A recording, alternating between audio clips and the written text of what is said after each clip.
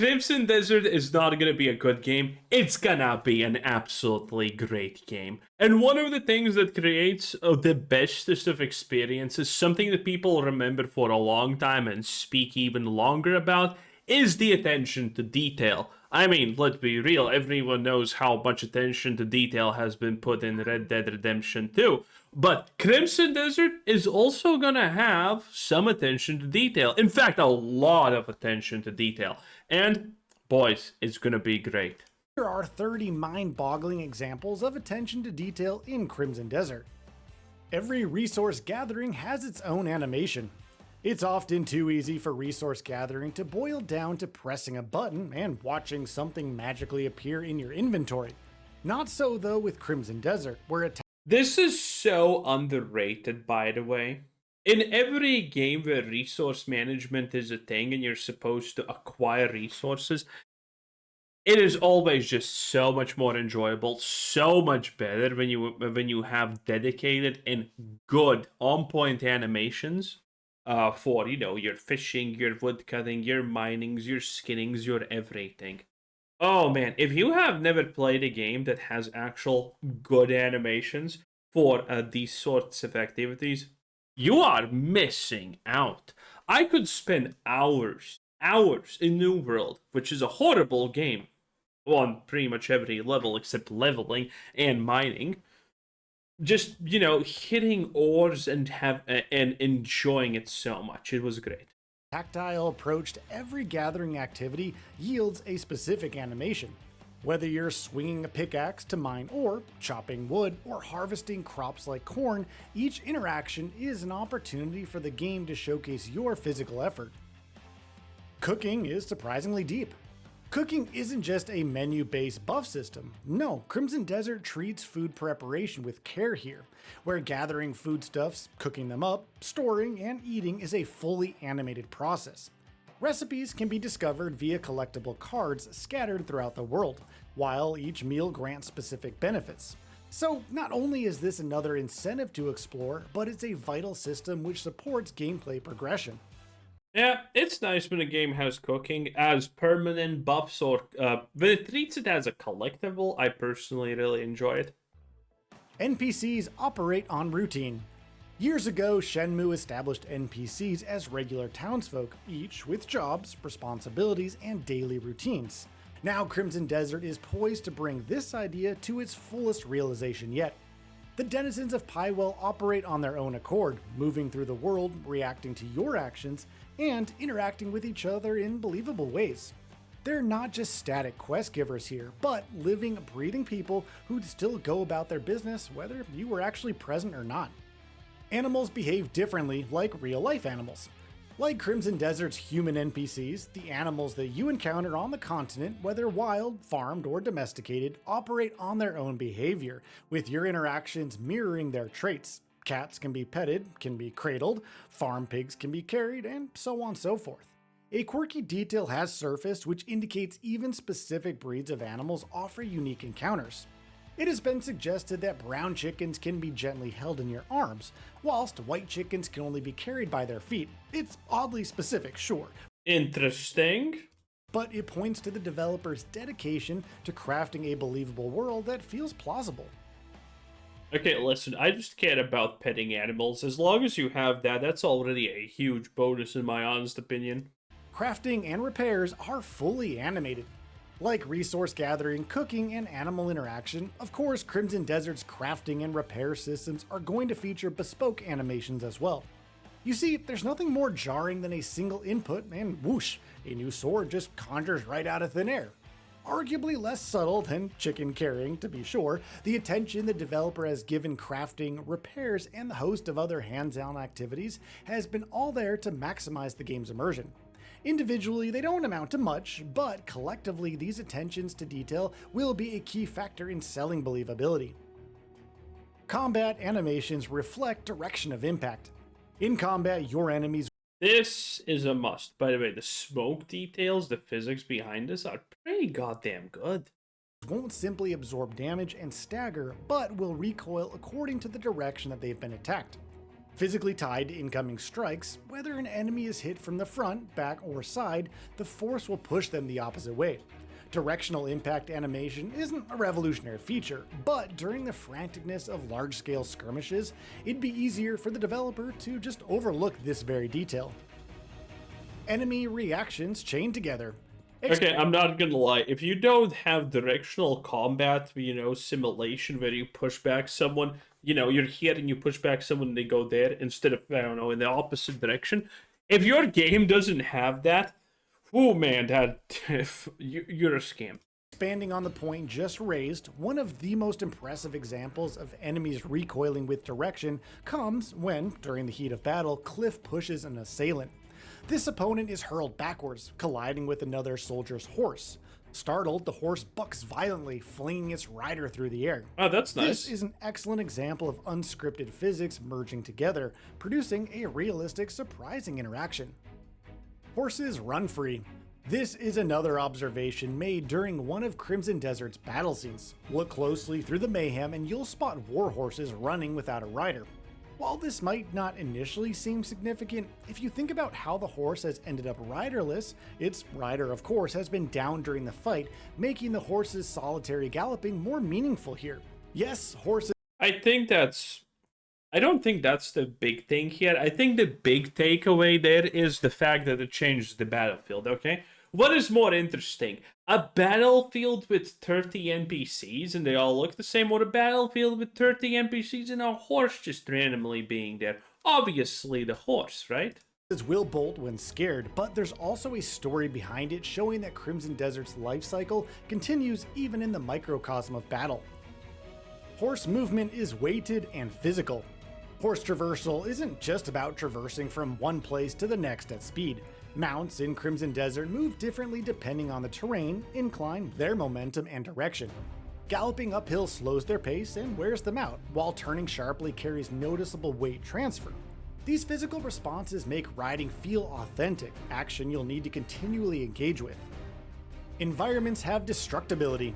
Pywell's environmental objects aren't just static. By the way, the horse thing is nice, but this is kind of a little bit of an issue because believability and things like that are nice, but if I'm going up a hill and my horse is moving at the same speed as that's a little bit too much for the game, okay? So make there be an impact, but don't make it too much. If it's too much, it's just gonna feel bad. Environments have destructibility. Pywell's environmental objects aren't just static set dressing. Stone walls can crumble, trees can be destroyed, watchtowers can be leveled. In fact, most structures appear to exhibit destructibility to some degree. From colossal castle strongholds, more on this in the next entry by the way, to wooden carts which will splinter into bits on contact. Siege weapons and physics interactions. Large-scale combat sequences show siege weapons which appear to physically interact with structures and the environment at large. Watching massive projectiles collide with fortifications adds a layer of spectacle, sure, but destructibility of this ilk expands strategic choices as well. Cover can actually be destroyed, structures can be flattened, entryways can actually be created, and so on and so forth. What's more, broken objects and debris remain in the environment for the remainder of the battle. Good. Debris depends on how hard that you hit.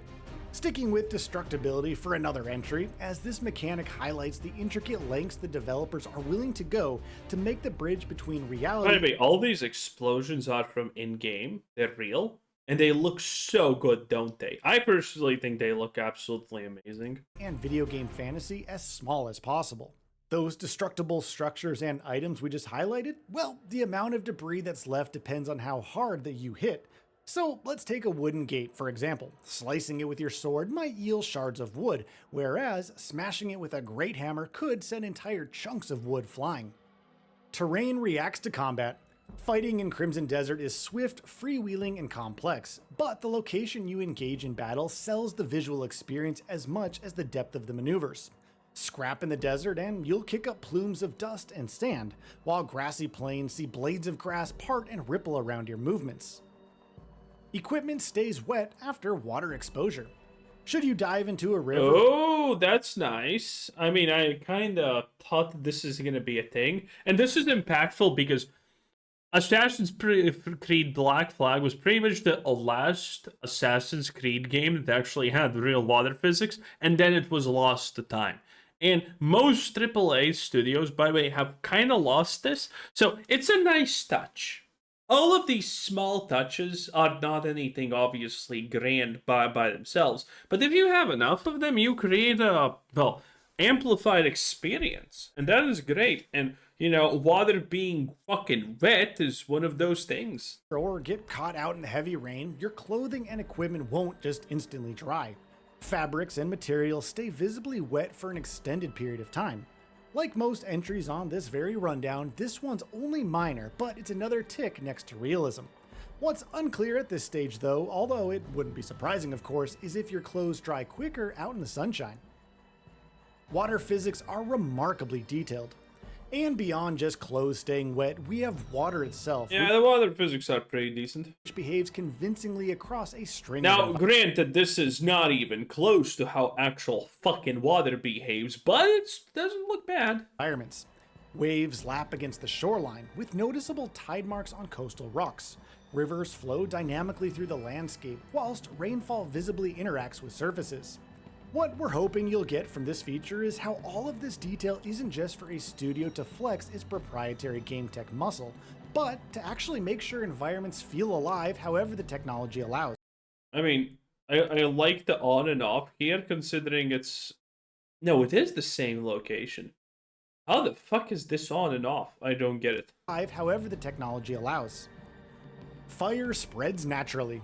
Fire propagates through combustible construction, materials, and surroundings. Case in point, should a wooden outbuilding catch a flame, the fire will likely spread organically to surrounding grassland. This sort of system confirms a very real connection between your actions and the effect that they could have on the environment.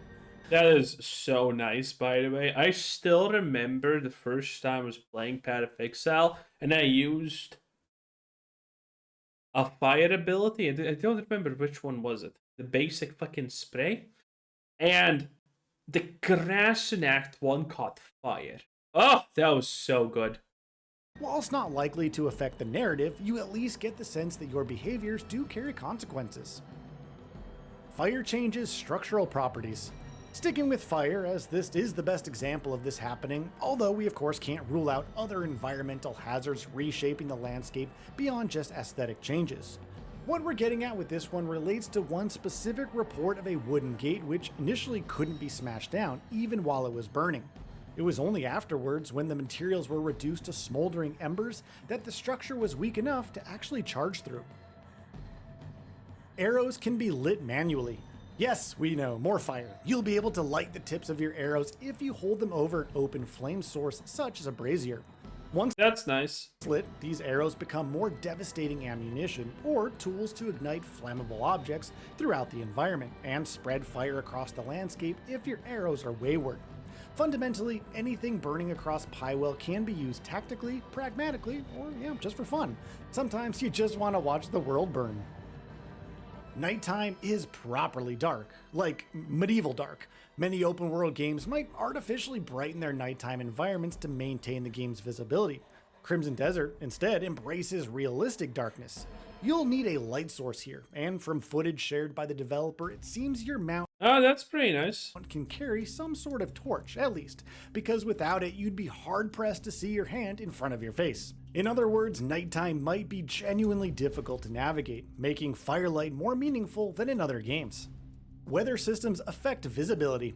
Heavy rain, fog, and storms don't just make for inclement conditions, but can... Yeah, I kind of expected this, but at the same map, same time, Freudian slip, you do see on the map where you're supposed to go. So it's nice, it's cool, but it's not going to be like actual impactful. Alter visibility and atmosphere across the landscape as a whole. I actually would... I hope someone makes a mod for this on Crimson Desert, because modding hopefully is going to be a thing here, right? I think that I really would enjoy a mod that removes the mini map and big map in the game and, replaces it with an actual map where you need to figure out for yourself where you are going.